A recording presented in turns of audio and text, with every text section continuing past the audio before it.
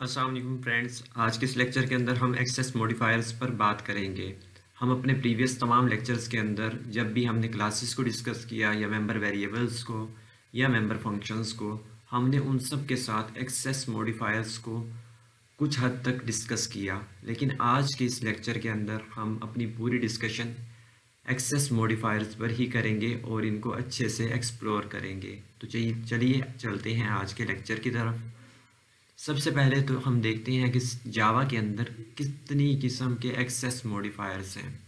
जावा के अंदर हमारे पास 4 तरह के एक्सेस मॉडिफायर्स हैं, जबकि अगर हम रिकॉल करें तो सी प्लस प्लस के अंदर हमने सिर्फ 3 किस्म के एक्सेस मॉडिफायर्स को देखा था, जिनमें पब्लिक, प्राइवेट और प्रोटेक्टेड शामिल थे। जबकि जावा के अंदर चौथा जो एक नया एक्सेस मॉडिफायर है वो है डिफ़ॉल्ट।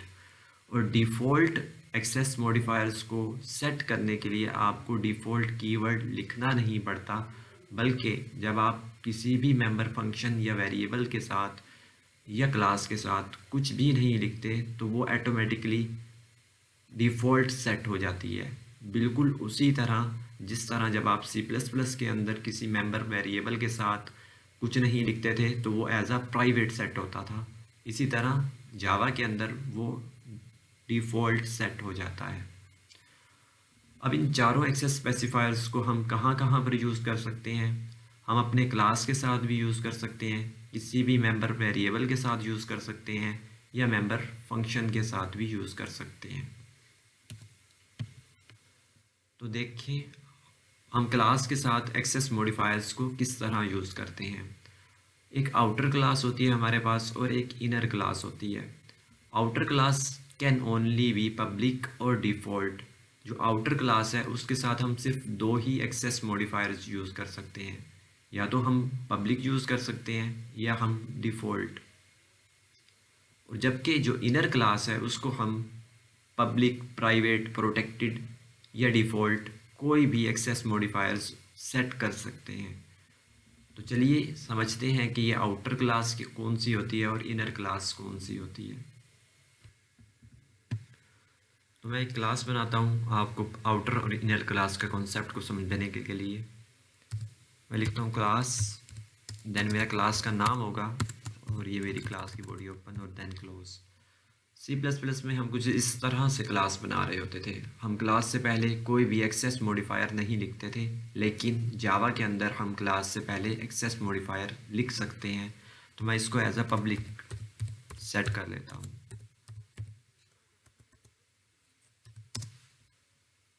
अब मैं इस ए क्लास के अंदर एक और क्लास बनाता हूँ जिसको मैं डिफ़ॉल्ट छोड़ देता हूँ, कुछ भी नहीं लिखता, और इस क्लास का नाम मैं बी रख लेता हूँ। बी क्लास जो मेरी है वो ए क्लास के अंदर बनाई गई है, तो इस क्लास को मैं बी क्लास को बोलूँगा इनर क्लास। जबकि मेरी ए क्लास किसी भी क्लास के अंदर नहीं है तो इसको मैं बोलूँगा आउटर क्लास।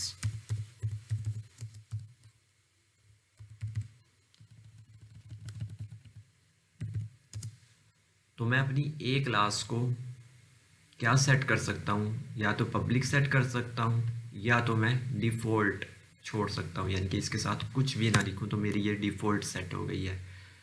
लेकिन मैं अपनी इनर क्लास के साथ जो कि मेरी किसी क्लास के अंदर है उसको मैं यहाँ पर पब्लिक भी लिख सकता हूँ,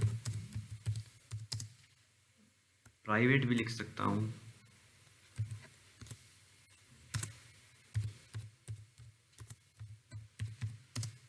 या तो मैं उसको डिफ़ॉल्ट भी छोड़ सकता हूँ या प्रोटेक्टेड भी लिख सकता हूँ। तो मेरे इनर क्लास के लिए मेरे पास चारों ऑप्शन है, जबकि आउटर क्लास के लिए मेरे पास सिर्फ 2 ही ऑप्शन है कि या तो मैं इसको पब्लिक लिखूँ या डिफ़ॉल्ट छोड़ दूँ।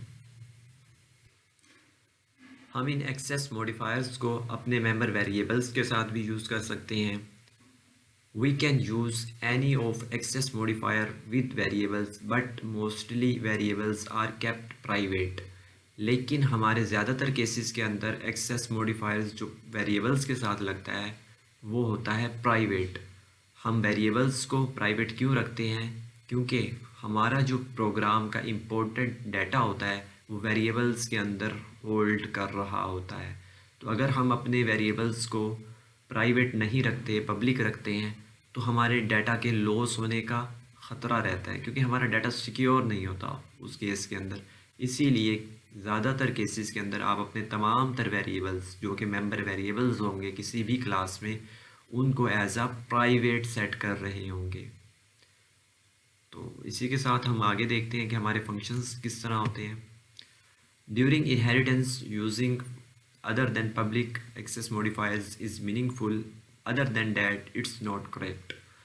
तो आप अपने मेंबर फंक्शंस के साथ भी एक्सेस मॉडिफायर्स को यूज़ कर सकते हैं, लेकिन जब आप एक ही क्लास के साथ ट्रीट कर रहे हैं, उस क्लास का कोई भी चाइल्ड क्लास नहीं बना रहे, तब आपके लिए ज़रूरी है कि आप हर फंक्शन को एज अ पब्लिक सेट करें। क्योंकि अगर आप किसी भी फंक्शन को प्राइवेट सेट करते हैं तो आप फिर उस फंक्शन से उसकी फंक्शनैलिटी परफॉर्म नहीं करवा सकेंगे, क्योंकि ऑब्जेक्ट की क्रिएशन के वक्त आप उस फंक्शन को एक्सेस नहीं कर सकेंगे। तो इसको देखते हैं। सबसे पहले तो मैं कुछ वेरिएबल्स बना लेता हूँ और दिखाता हूँ कि वेरिएबल्स के साथ हम किस तरह प्राइवेट प्रोटेक्टेड सेट करते हैं। मैं एक इंटीजर टाइप का वेरिएबल बनाता हूँ x, और एक और इंट टाइप का वेरिएबल बनाता हूँ y।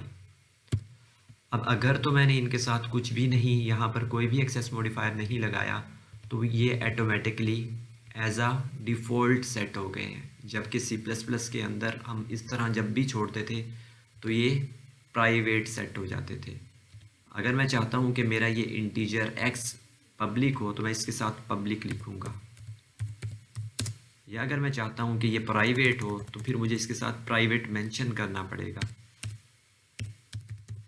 अदरवाइज़ ये डिफ़ॉल्ट सेट हो जाएगा।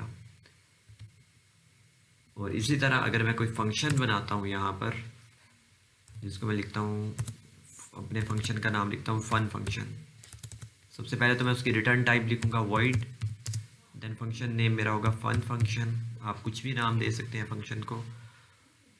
आप अगर फंक्शन के साथ कोई भी एक्सेस मॉडिफायर सेट करना चाहते हैं तो आपको उसकी रिटर्न टाइप से भी पहले उसको मेंशन करना पड़ेगा। जैसे मैं अगर इसको पब्लिक बनाना चाहता हूँ तो मैं यहाँ पर लिखूँगा पब्लिक। तो मैं इस तरह करके फंक्शंस को भी एक्सेस मॉडिफायर्स के थ्रू डिक्लेयर कर सकता हूँ। तो आइए स्लाइड को देखते हैं। तो ये सिंटैक्स हम देख चुके हैं कि जब भी हम किसी फंक्शन के साथ एक्सेस मॉडिफायर यूज़ करते हैं तो सबसे पहले हमें वो पर्टिकुलर एक्सेस मॉडिफायर लगाना पड़ता है, देन उसकी रिटर्न टाइप लिखनी पड़ती है और फंक्शन नाम लिखना पड़ता है, और उसके बाद नीचे उसकी बॉडी के अंदर फंक्शन की डेफिनेशन लिखते हैं हम।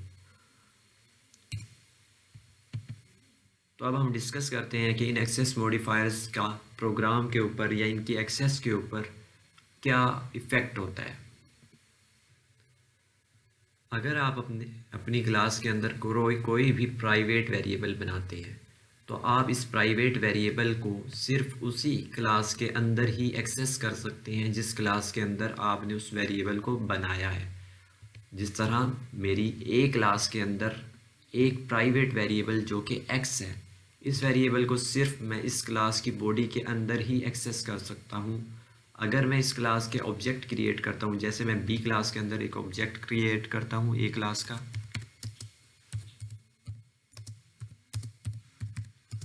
न्यू क्लास नेम, और देन मैं उस ऑब्जेक्ट के साथ डॉट एक्स को कॉल करता हूँ, तो ये मेरी स्टेटमेंट रॉन्ग है, क्योंकि मेरा एक्स वेरिएबल जो है वो यहाँ पर क्लास के अंदर एज अ प्राइवेट सेट किया गया है। तो इसलिए मैं इसको इस तरह करके एक्सेस नहीं कर सकता। लेकिन अगर इसी वेरिएबल को मैं पब्लिक सेट कर दूं तो मैं यहाँ पर ऑब्जेक्ट के थ्रू एक्स को एक्सेस कर सकता हूँ, क्योंकि ये एज अ पब्लिक डिक्लेयर कर दिया गया है। और इसी तरह अगर मैं यहाँ पर प्रोटेक्टेड लिख देता हूँ तो प्रोटेक्टेड रखने पर भी मैं ऑब्जेक्ट के साथ डॉट लगाकर इसको एक्सेस नहीं कर सकता। लेकिन प्रोटेक्टेड का क्या बेनिफिट होता है, ये जब हम इनहेरिटेंस को देखेंगे, जब हम एक क्लास की चाइल्ड क्लास बनाएंगे तब इसको डिस्कस करेंगे कि प्रोटेक्टेड रखने से हमें क्या एज मिलता है। और इसी तरह अगर आप किसी भी मेंबर फंक्शन के साथ पब्लिक लिखते हैं तो वो आपको डायरेक्ट यहाँ पर, जैसे मेरा फन फंक्शन पब्लिक है तो मैं ऑब्जेक्ट के साथ डॉट लगाकर फन फंक्शन को कॉल कर सकता हूँ। और इसी तरह अगर मैं इसको प्राइवेट कर देता हूँ तो ये एक्सेसिबल नहीं रहेगा। हमने एक बात देखी थी कि अगर आप स्लाइड पर एक पॉइंट पढ़ें, इस पॉइंट के अंदर ये बात मेंशन है कि आप अपने फंक्शंस को पब्लिक सेट करते हैं उस वक्त जब आप इनहेरिटेंस नहीं कर रहे। देखें, during inheritance using other than public access modifier is meaningful, other than that it's not correct. तो अगर आप इनहेरिटेंस नहीं कर रहे तब तो आपके लिए ज़रूरी है कि आप हर एक फंक्शन को एज अ पब्लिक सेट करें, क्योंकि अगर आप उसको प्राइवेट रख देते हैं तो ऑब्जेक्ट जब आप क्रिएट करेंगे तो उस फंक्शन को एक्सेस नहीं कर सकेंगे और वो फंक्शन अपनी फंक्शनैलिटी परफॉर्म ही नहीं कर सकेगा। तो बिहेवियर का तो बेसिकली पर्पस यही होता है ना कि बिहेवियर कोई ना कोई बिहेवियर शो करे। अगर आपका फंक्शन कोई रिस्पॉन्स ही नहीं करता देन उसकी क्लास के अंदर एग्जिस्टेंस का हमें कोई फ़ायदा नहीं मिलेगा। इसीलिए सिंगल क्लास के केस के अंदर आप हर एक मेंबर फंक्शन को एज अ पब्लिक ही डिक्लेयर करते हैं, जबकि अगर आप कुछ इनहेरिटेंस का कॉन्सेप्ट ला रहे हैं तब आप कोई और भी एक्सेस स्पेसिफायर यूज़ कर सकते हैं। तो आई होप कि आपको एक्सेस मॉडिफायर्स के कॉन्सेप्ट अच्छी तरह से क्लियर हो गया होगा। अगर आपकी फिर भी कोई क्यूरी है तो आप कमेंट सेक्शन में पूछ सकते हैं। आज का लेक्चर यहीं पर एंड करते हैं। Thanks for watching. अल्लाह हाफिज़।